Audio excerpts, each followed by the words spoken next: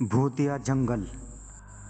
प्यारे दोस्तों, ये कहानी एक ऐसी डायन की है जिसने अपना बदला पूरा करने के लिए लोगों का खून पिया। तो थ्रिलर सस्पेंस से भरी ये कहानी आप लोगों के रोंगटे खड़े कर देगी।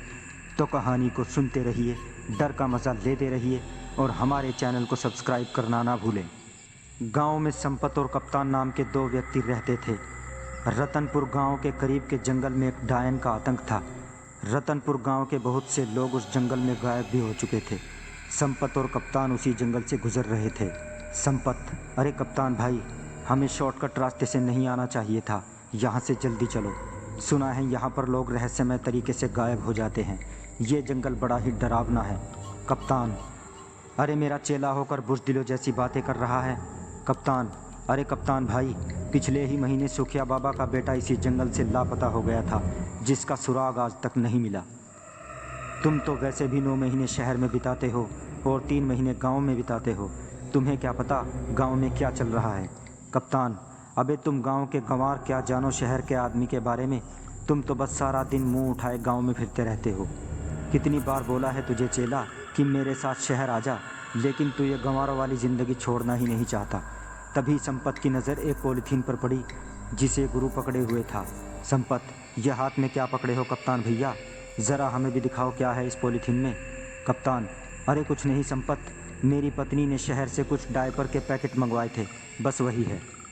संपत, डायपर के पैकेट? लेकिन जहाँ तक मैं जानता हूँ तुम्हारे घर में तो कोई बच्चा ही नहीं है। कप्तान, अरे पगला हो गया है क्या? मुन्ना को भूल गया क्या? संपत, मुन्ना? अरे वो तो 10 साल का हो चुका है कप्तान भैया, सांड की तरह फैल फैल कर मोटा ताज़ा हो रखा है। क्या वो अभी भी ड्रायर पहनता है? कप्तान, तुम गांव के गवार क्या जानो।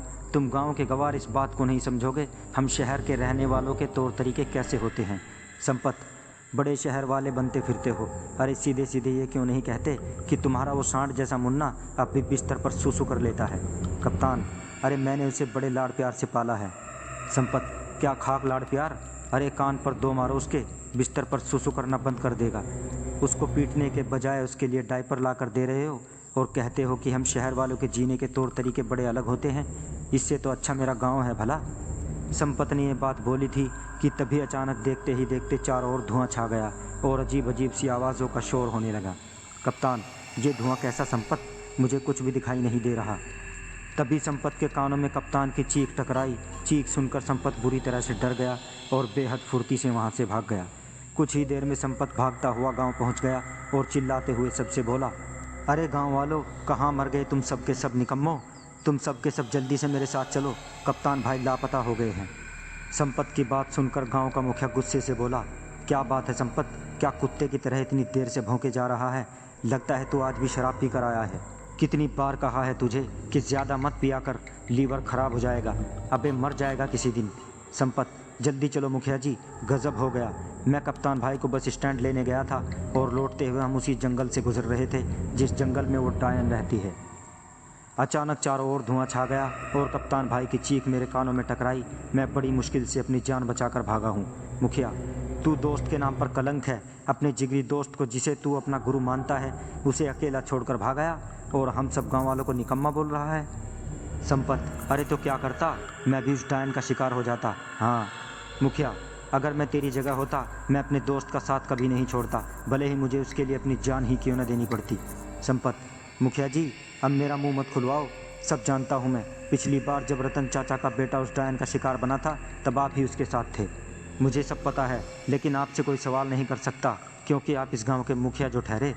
संपत ने यह बात बोली ही थी कि कप्तान हाँफता हुआ वहाँ पर आ गया और गुस्से से संपत से बोला, अबे साले, जब तेरे जैसे दोस्त मेरे पास हों तो फिर मुझे दुश्मनों की क्या ज़रूरत?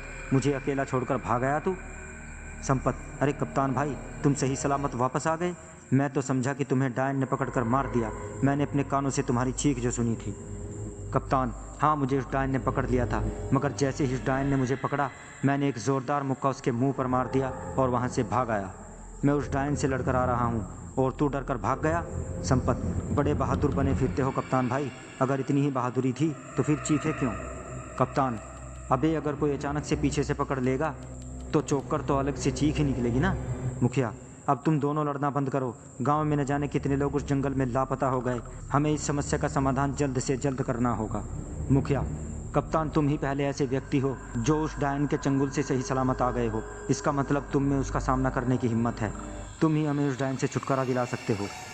कप्तान, मेरा दिमाग खराब हो गया है क्या? अगर मैं जिंदा बचकर आ गया तो आपको क्या लगता है तुम्हारे पानी भर चढ़ाने से क्या मैं चढ़ जाऊंगा? मैं तुम्हारे झांसे में नहीं आने वाला। जाओ, जाकर कोई और बकरा ढूंढो। इतना कहकर कप्तान वहां से चला गया। मुखिया संपत की ओर देखने लगा।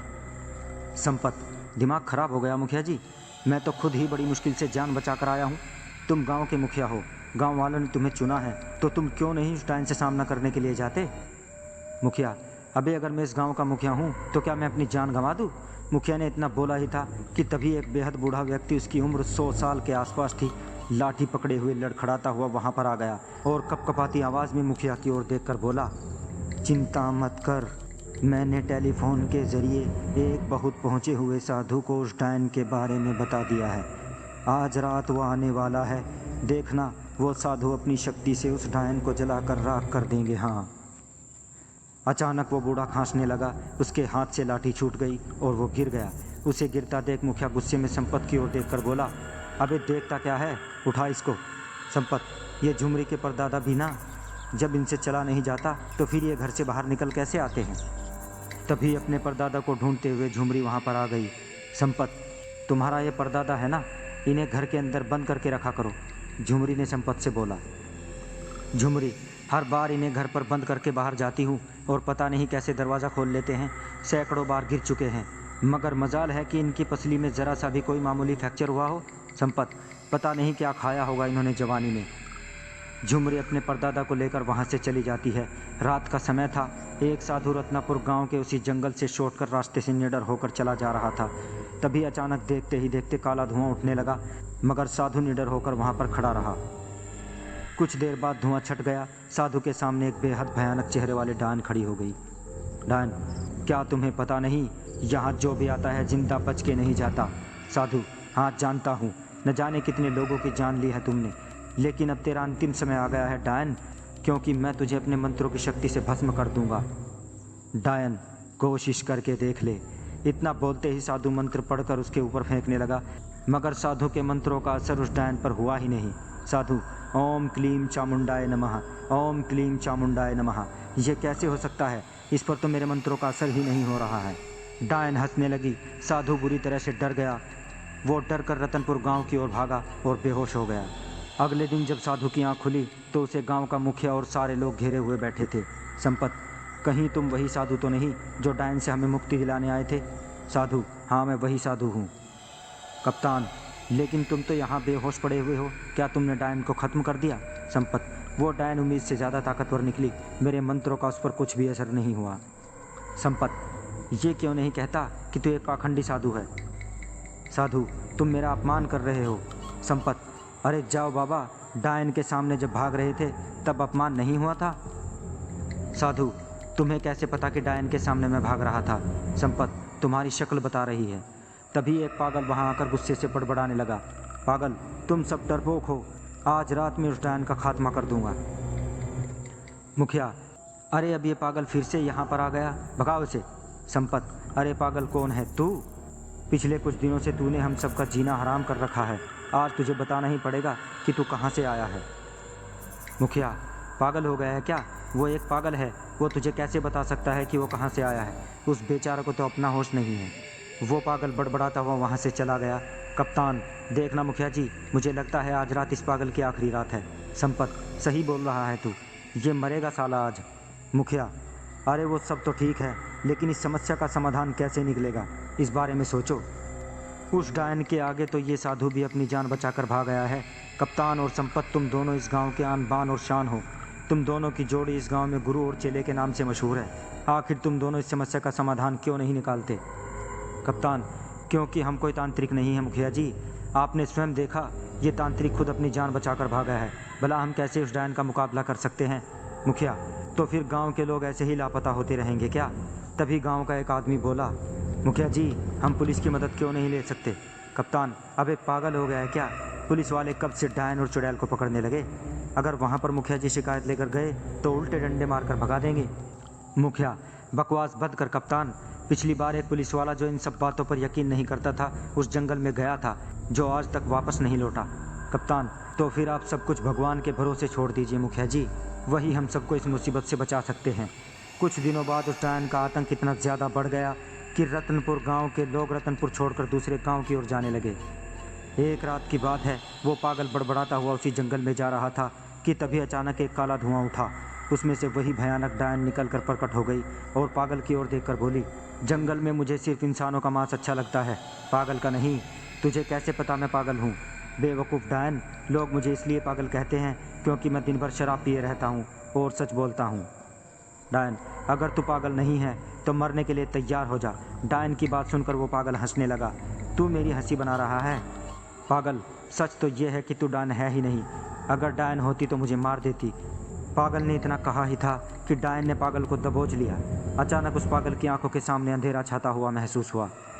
कुछ देर बाद जब उसकी आंख खुली तो उसने अपने आप को जंगल की एक बंद काल कोठरी में पाया, जहां रतनपुर गांव के वो सारे लोग मौजूद थे जो लापता हो गए थे।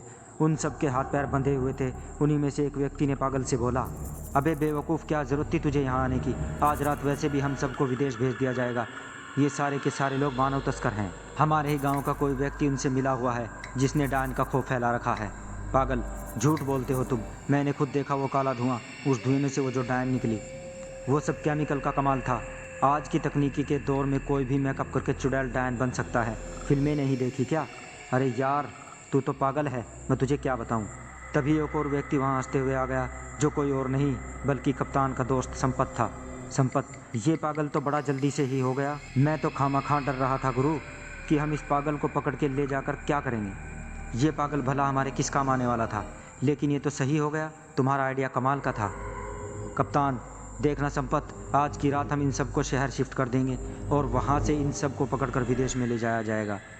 इसके बाद हम देखते ही देखते मालामाल हो जाएंगे। तुझे अंदाज़ा भी है संपत, हम इतने पैसे वाले हो जाएंगे कि रतनपुर गांव जैसे न जाने कितने गांव खरीद लेंगे। कप्तान ने ये कहा ही था कि तभी उस पागल ने अपनी फटी हुई जेब से पिस्तौल निकाल कर एक हवाई फायर कर दिया। सब कुछ इतना जल्दी हुआ कि कप्तान और संपत अचानक चौंक गए। संपत, गुरु, उसके हाथ में तो पिस्तौल है।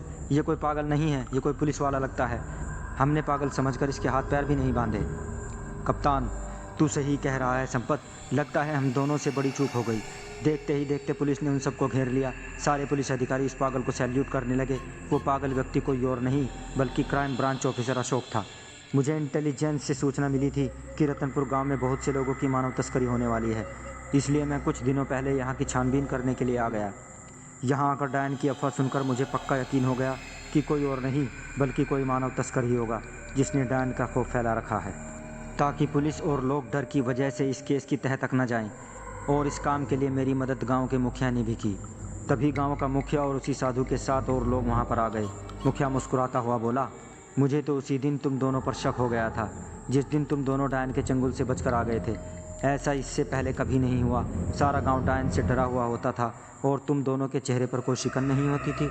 मैं शुरू से ही क्राइम ब्रांच के इंस्पेक्टर अशोक को जानता था। मुझे पक्का यकीन हो गया था कि मेरे गांव में कोई डायन फायन का प्रकोप नहीं बल्कि ये तो किसी इंसान की ही करतूत है।